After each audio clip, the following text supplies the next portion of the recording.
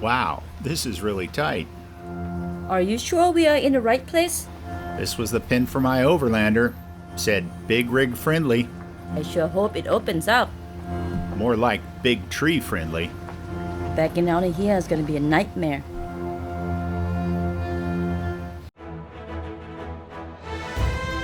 Welcome, viewers, to our 2024 Epic Alaska Road Trip. In today's episode, we're gonna explore the sights, sounds, and tastes of Hyder, Alaska. We'll leave Prince George heading west on the Yellowhead Highway, overnight in Smithers, then take the Cassiar Highway north to Hyder.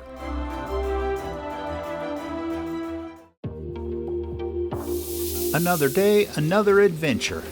And what better way to fuel up than with a hearty breakfast? Let's get this show on the road. We have a long drive ahead of us, but before we hit the road, we're gonna get some laundry done.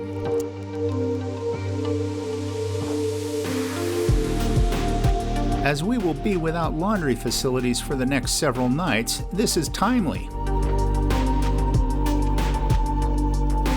Northern experience has been great, and we regret only having one night here, but we're also looking very forward to the next leg of our journey.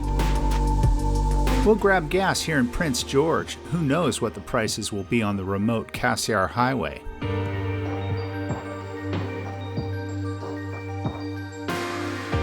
Now, this being a work day for me, we're going to pull into this nice rest area and hang out for the day here.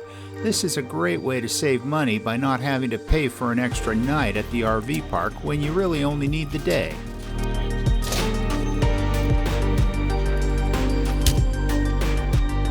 Fortunately, with the very long days up here during the summer, there are still a few good hours to drive after work is done. We're heading west on the Yellowhead Highway. This incredible route runs all the way from Winnipeg, Manitoba to Prince Rupert, British Columbia. The highway gets its distinctive name from Pierre Bostonnet, a Métis fur trader with a distinctive blonde streak in his hair, who helped establish the route through the Yellowhead Pass in the 1800s. The route is dotted with lots of little towns along the way, and we're going to overnight at one of these, a town named Smithers. They have a municipal campground right next to the Bulkley River with full hookups for a very reasonable $41 Canadian. Riverside Municipal Campground is a nice setup, and you can walk up the river or even to the downtown area from here if you like.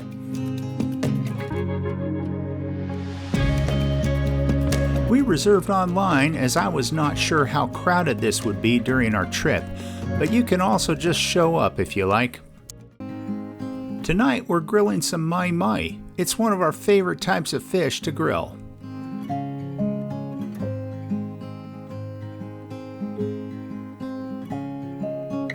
Served with rice and a fresh salad, this is our idea of a perfect dinner.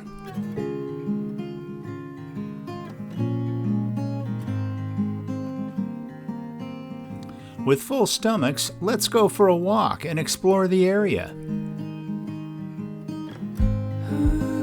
There's a nice trail that more or less follows the riverbank downstream. We come across some fishermen targeting salmon here. Good luck. Today I'm taking the day off work. We have a pretty long drive ahead of us. But before we start that, we're going to drive into town and take care of a few things, and maybe see what interesting things we can find. We're topping off the tank here, which is going to be a common sight on this leg of the journey. We're heading up the legendary Cassiar Highway, and gas stations can be few and far between. Our rule, half a tank and we fill up. Whoa, hold on. Is that a Tim Hortons? We've seen a few on this trip, but we haven't stopped at one yet. We gotta check out this Canadian classic.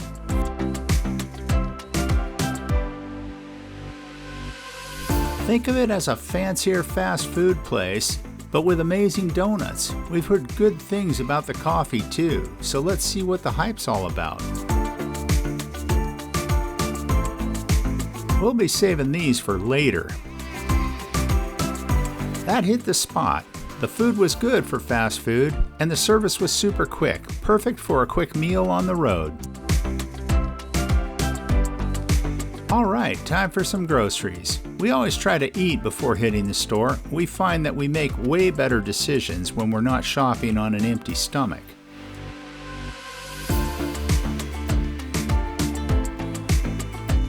Next, it's time for some serious research. We're on a quest for the perfect Canadian whiskey.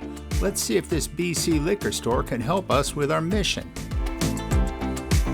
Alright, we're all stocked up. Time to hit the road and see what adventures await us. We've got about an hour or so before we reach the start of the Cassiar Highway. We're excited to turn north and start exploring this legendary route. These misty mountains, still patched with snow, and the dense boreal forest are such a stark contrast to the California climate we were in just a few weeks ago. The cool air is so refreshing. There it is, the turnoff to the Stewart-Cassiar Highway. We're officially on our way. But first, a quick stop for gas. We've heard horror stories of folks running out on that stretch of road, so we're not taking any chances. Wow, those guys are hardcore. Those first 100 miles on the Cassiar Highway were incredible. And now, here we are at Meziadin Lake, ready to turn onto Highway 37A and continue our journey towards Hyder, Alaska.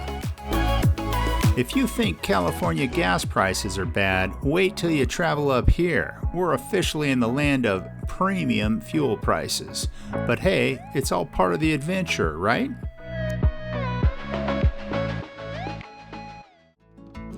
Wow, this is incredible. Highway 37A is even more beautiful than the Cassiar, if that's even possible. This might be the prettiest road we've ever driven on. Let's stop and change our perspective.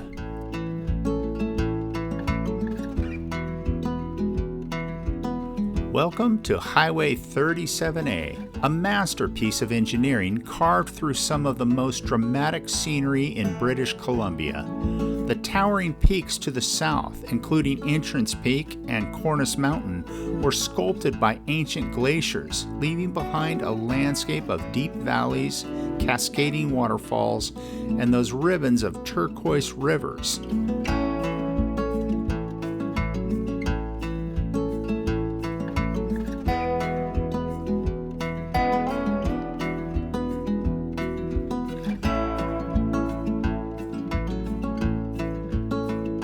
We're going to get set up to capture an 8K 360-degree video of this drive. That ought to be fun.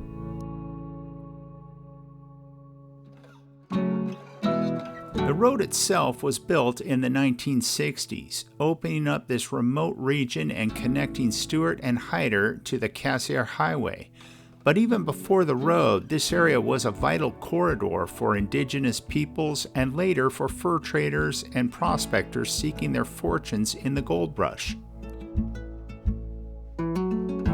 Today, it's a haven for adventurers like us, drawn to the raw beauty and untamed spirit of this incredible wilderness. Here's an interesting Hyder fact. It's the easternmost city in Alaska, not counting the Aleutian Islands, which stick out so far west they extend into the eastern hemisphere. As we cross the Bear River, we're getting our first glimpse of Stewart just ahead. It's a small town, but it plays a big role in this remote part of the world. Welcome to Hyder, Alaska. So small, they don't even have an official port of entry. Just roll on in. But don't get any ideas about visiting without a passport, because coming back the other way, the Canadians do have a port of entry. Now we're coming up to the famed Fish Creek Wildlife Observation Site. Our boondocking spot is supposed to be just past this on the right. Oh my, that's rather narrow, isn't it? It would probably make a lot of sense for me to get out and scout this on foot first. Backing out of this would not be fun. But we're gonna wing it. Hopefully this is gonna open up. It looked like it did on Google Maps. Then again, how old was that picture? Leave us a comment down below on your most surprising entrance to a campsite. Hey, look at that. It does open up, and there's nobody else here. Guessing that Starlink is still going to point north at this latitude, we'll grab the southeast corner. We've got a bit of time before prime bear viewing hours, so we're whipping up a hearty dinner. A meat-based pasta casserole should do the trick. We'll cook it now and enjoy it later when we get back. The moment of truth has arrived. We're heading down to the observation site, hoping to film some hungry bears. It was a little quiet there earlier, but fingers crossed they're just saving their grand appearance for us. In the parking lot, we meet Chuck and Lillian, who've already spent a few days here and seem to know the ropes. Chuck gives us a great tip. Look down at the water. If you don't see a lot of salmon, you probably won't see a lot of bears. Makes sense, right? Well, folks, the salmon seem to be a bit sparse today. But we do have a beaver. In fact, there's a few of them here. We'll come back tomorrow and see if we have better luck.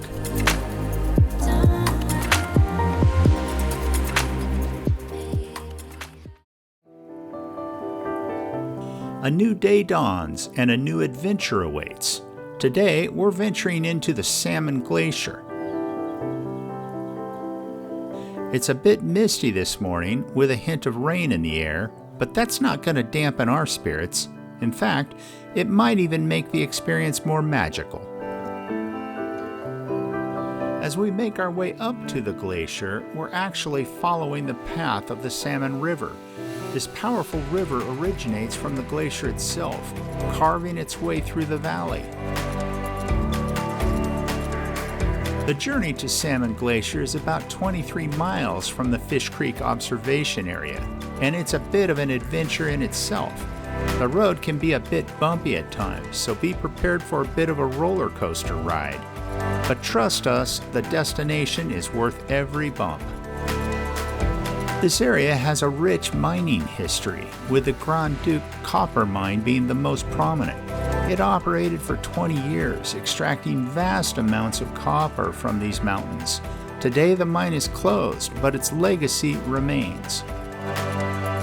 Welcome back to Canada, eh? I think we just set a record for the quickest border crossing ever.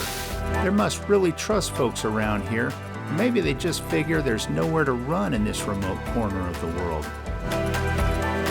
Well, we've made it to the observation point, but it's misty enough you really can't see the whole glacier anymore. So we're going to continue on. While many of the mines are now closed, there are still some active operations in the area, so keep an eye out for mining trucks and equipment and be sure to give them the right of way. Towering above us are the Coast Mountains, a formidable range that stretches for hundreds of miles. These peaks have witnessed the forces of nature for millennia, shaping the landscapes we see today. From this vantage point, we can see how the forest changes with elevation. The trees become smaller and more scattered as they adapt to the harsher conditions higher up the slopes.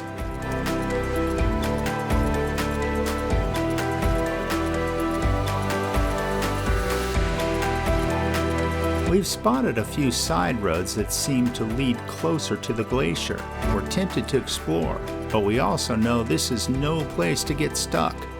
Let's see if we can find a safe path down. Well, this road gets us a bit closer, and it's a nice area. If you had a van or camper, this might be a fun place to spend a night or two. Might be a bit rocky for tents, though.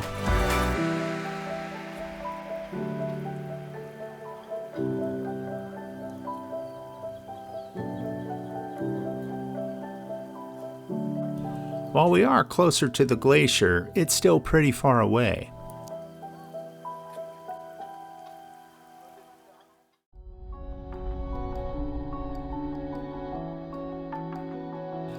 Let's see if we can get even closer.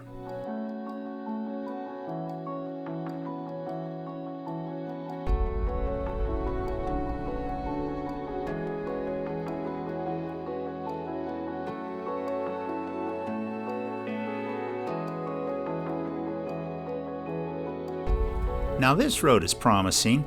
It seems to wind down the side of the mountain a lot further. But be warned, if you're not a fan of high cliffs with no guardrails, this might not be the road for you. Trust us though, it's worth it, because it leads to an absolutely fabulous overlook of Salmon Glacier. This glacier is a relic of the last ice age, formed thousands of years ago as the massive ice sheets that once covered this region began to recede. Salmon Glacier holds the distinction of being one of the largest glaciers accessible by road.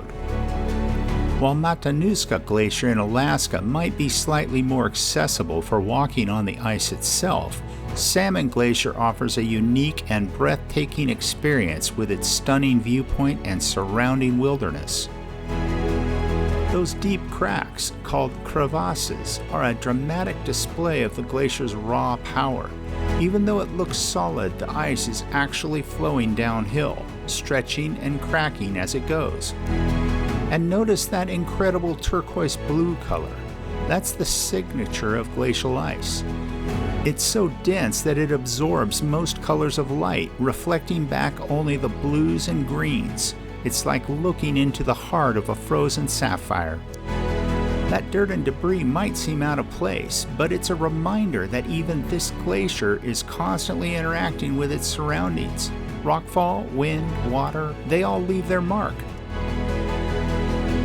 Imagine, if you will, you're hiking out here on the glacier after a fresh snowfall. The snowpack has covered all of the crevasses. You can't see them, but they're still there, lurking beneath the surface. One wrong step and you could plunge into the icy depths. Does that sound dangerous to you? It should. Glaciers are beautiful, but they demand respect. And they also produce these wonderful streams that feed into the rivers below.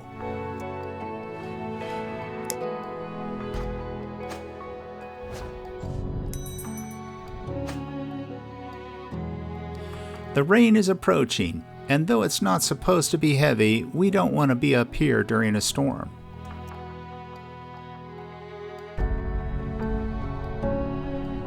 Salmon Glacier is an absolute must-see when visiting Hyder. In fact, it might just be the highlight of the entire trip. It's that impressive. We've explored the stunning landscapes around Hyder, but now it's time to dive into the town itself. Hyder is known for its quirky charm and close ties to Stewart, British Columbia, just across the border. We've heard that Alaska Premier Seafoods is a must-try spot for fish and chips, specifically halibut and chips, and we've worked up an appetite. We've passed a few signs, but the establishment itself has eluded us thus far, but not anymore. It's supposed to be back behind this general store, I think. We're quite close. Indeed we are, but there's one problem.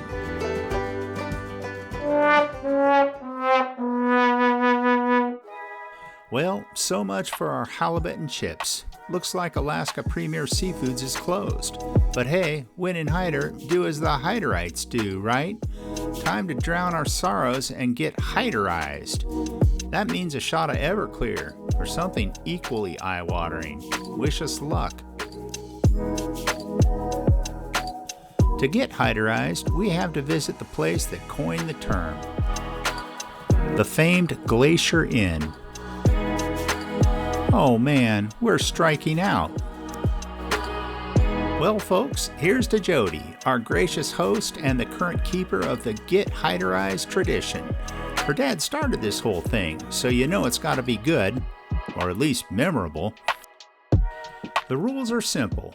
Down the hatch in one go, no smelling, no tasting, and definitely no spitting it back up, or you buy a round for the house. Even though we missed out on the bear viewing this time, Hyder has been an amazing first taste of Alaska. Tomorrow, we're hitting the road again, heading north on the Cassiar Highway towards Jade City. If you enjoyed this episode, give this video a thumbs up and subscribe to our channel for more off-the-beaten-path adventures. Thanks for watching.